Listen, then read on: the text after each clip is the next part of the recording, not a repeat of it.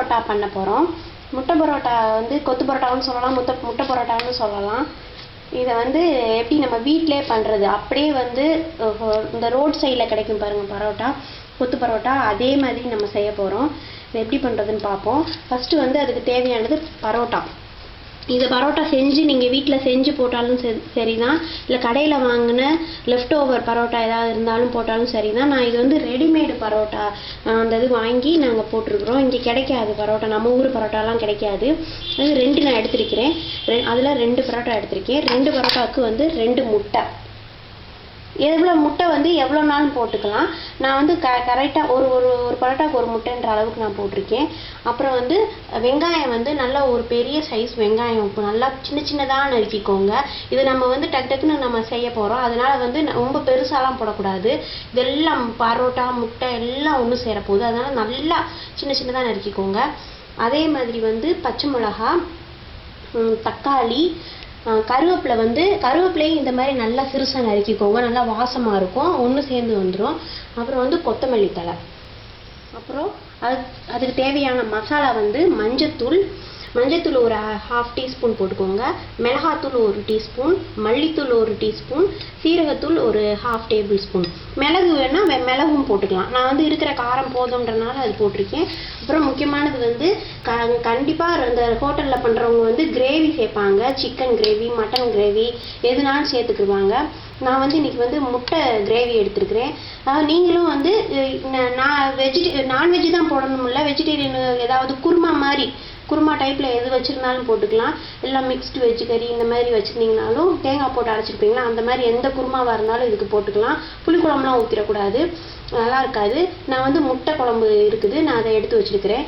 அப்புறம் வந்து தேவையான அளவு உப்பு, எண்ணெய். இப்போ நம்ம இதை எப்படி பண்ணுறதுன்னு பார்க்க போகிறோம். அதுக்கு முன்னாடி வந்து முட்டையை நம்ம நல்லா ஃபஸ்ட்டு அடிச்சுக்கிறோம். பவுல் எடுத்துக்கோங்க.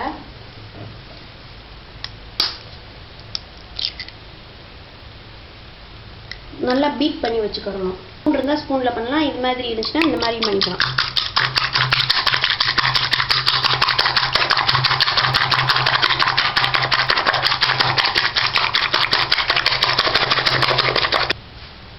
இதிலே வந்து நான் வந்து இதை வந்து அந்த வெங்காயம் தக்காளி வதக்கிட்டு இப்படி போடலாம். நான் வந்து இதில் முட்டையிலே நான் சேர்க்க போகிறேன். இது எல்லாத்தையுமே இந்த மசாலாவை எல்லாத்தையும் முட்டையில் சேர்த்துக்கோங்க. தேவையான அளவு உப்பு, அதாவது முட்டைக்கு தேவையான, நம்ம கிரேவி வேறு சேர்க்க போகிறோம், அதில் எல்லாமே இருக்குது, பார்த்து சேர்த்துக்கோங்க. வெங்காயம் வதக்கும் போது கொஞ்சம் உப்பு போடுவோம், அதனால் கொஞ்சம் உங்களுக்கு தேவையான அளவு பார்த்து சேர்த்துக்கோங்க. இப்போ வந்து இந்த பரோட்டாவையும் நல்லா சின்னதாக நறுக்கிக்கிறணும். அந்த மாதிரி நறுக்கிறதுக்கு பதிலாக இந்த மாதிரி மிக்சியில் நீங்கள் நல்லா சின்னதாக பிச்சு போட்டு கையில் பிச்சுட்டு மிக்சியில் வந்து ஒரு 2-3 சுற்று அப்படியே விட்டிங்கன்னா இந்த மாதிரி ஆயிரும். ஹோட்டலில் அவங்க என்ன பண்ணுவாங்கன்னா போட்டு கொத்து பரோட்டானா வந்து நல்லா போட்டு கொத்துவாங்க. நம்மகிட்ட அந்த இது மாதிரி இல்லை, அதுக்காக இந்த மாதிரி பண்ணிங்கன்னா நல்லா ஈஸியாக மிக்ஸ் ஆகிறதுக்கு நல்லா ஈஸியாக இருக்கும். இது மாதிரி மிக்சியில் 2 சுற்றி எடுத்து வச்சுக்கோங்க. அதே மாதிரி முட்டையும் வந்து நல்லா அந்த மாதிரி மசாலாவோட பீட் பண்ணி எடுத்து வச்சுக்கோங்க. இப்போ நம்ம எப்படி பண்ணுறதுன்னு பார்ப்போம். 3-4 டேபிள் ஸ்பூன் எண்ணெய் ஊற்றிட்டு, எண்ணெய் காஞ்ச உடனே இதில் தாளிக்கிறதுலாம் எதுவுமே இல்லை. ஃபஸ்ட்டு வெங்காயம், பச்சை மிளகா இப்படி போட பிடிக்காதவங்க மிக்சியில் அதையும் ஒரு சுற்றி போட்டுக்கலாம், சின்ன பிள்ளைங்க சாப்பிட்றதுலாம். ஆனால் இது அப்படியே நம்மளுக்கு ஒன்றுமே தெரியாது, நல்லா அந்த எண்ணெயிலே வதங்கிடும். நான் வந்து இஞ்சி வெள்ளைப்பூடு பேஸ்ட் சேர்க்கலை, நான் குழம்புல வந்து இஞ்சி வெள்ளைப்பூடு சேர்த்து போட்டுருக்கேன், அதனால தனியாக நான் சேர்க்கலை. நீங்கள் குழம்புல இஞ்சி வெள்ளைப்பூடு பேஸ்ட் போடாமல் செஞ்சுருந்தீங்கன்னா அதை போட்டுக்கலாம். வெங்காயம் இந்த மாதிரி லைட்டாக நல்லா வதங்கணுன்னே நல்லாவே வதக்கிக்கோங்க. வதக்கிட்டு தக்காளியை போட்டுக்கலாம். கொஞ்சம் உப்பு சேர்த்து வதக்கலாம்.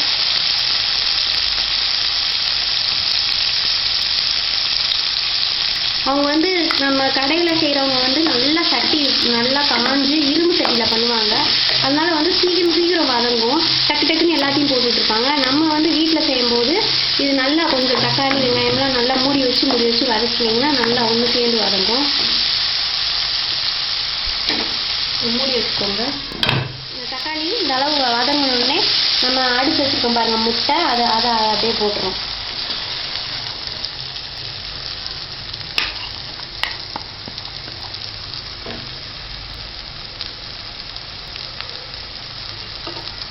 முட்டையை ஒரு நிமிஷம் இந்த மாதிரி வச்சிங்கன்னா அந்த கொஞ்சம் நல்லா வேகும்.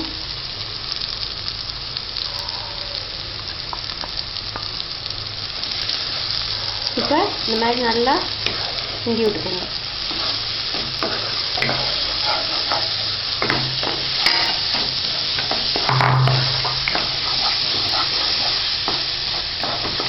உப்புலாம் அட்ஜஸ்ட் பண்ணி போட்டுக்கோங்க, லாஸ்ட்டு கூட போட்டுக்கலாம் டேஸ்ட் பண்ணிவிட்டு.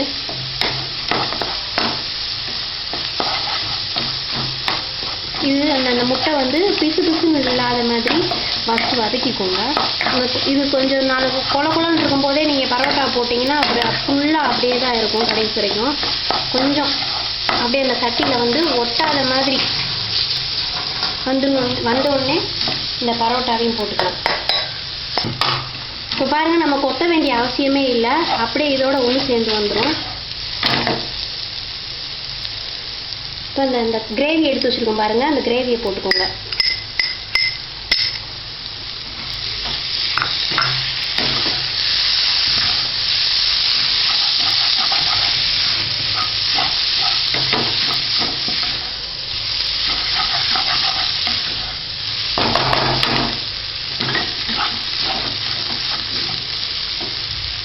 கிரேவி எவ்வளோ வேணுமோ போட்டுக்கோங்க.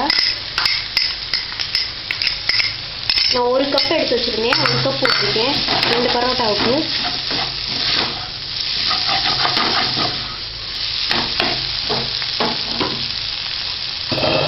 கொத்தமல்லி தழை தூவிக்கோங்க.